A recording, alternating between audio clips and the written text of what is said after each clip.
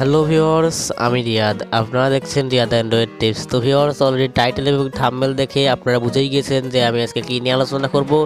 আজকের ভিডিওটাতে আমি আলোচনা করব কীভাবে ফেসবুক পেজ পার্মানেন্টলি একদম ডিলিট করে দেবেন, একদম সারা জীবনের জন্য একটি ফেসবুক পেজ ডিলিট করে দেবেন। অনেক সময় দেখা যায় আমরা একাধিক পেজ তৈরি করার ফলে পরবর্তীতে কিন্তু কিছু কিছু পেজ আমাদের ডিলিট করে দেওয়ার লাগে। ঠিক আছে, ফেসবুক পেজের কথা বলতেছি।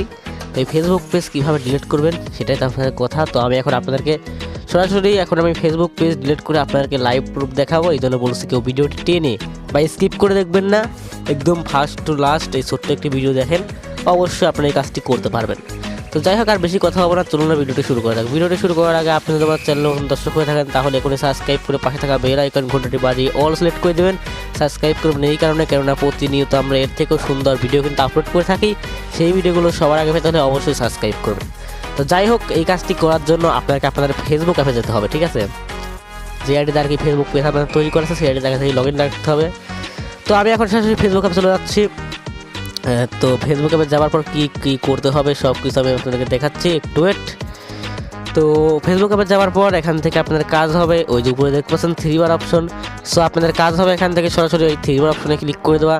সো 3 বার অপশনে ক্লিক করে দেওয়ার পর একটু নিচের দিকে আসবেন, অর্থাৎ এই জায়গায় থাকবেন। এক কথায় আপনারা এই দেখছেন ফ্রেন্ড বলে একটু অপশন, এরকম অনেক অপশন থাকে। তো এখানে পেজও একটি অপশন কিন্তু পেয়ে যাবেন। ঠিক আছে, আমার দেখতে পাচ্ছেন এইখানটায় পেজ নেই, তবে যে উপরে এইখানটায় কিন্তু পেজ রয়েছে, ইওর পেজ। তো আমি জাস্ট এইখানটায় ক্লিক করে দিচ্ছি। তো এইখানটায় ক্লিক করে দেওয়া আপনাদের এই ফেসবুক আইডিতে যতগুলো পেজ ক্রিয়েট করা আছে সব পেজগুলো এখানে শো করতে দেখতে পাচ্ছেন। আমার কিন্তু 5টা কিন্তু পেজ ক্রিয়েট করা রয়েছে।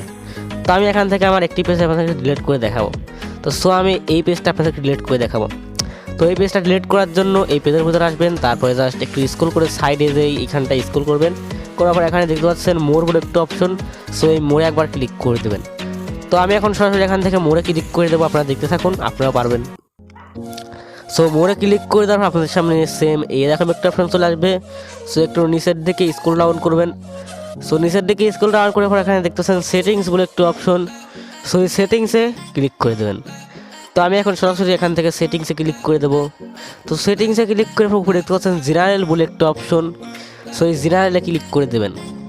তো আমি এখন সরাসরি আপনাদের সামনে একদম লাইভ প্রুফ জেনারেলে ক্লিক করে দেবো। তো জেনারেলে ক্লিক করে দেওয়ার পর একটু লোডিং নেবে, অবশ্যই ধৈর্য সহকারে অপেক্ষা করবেন।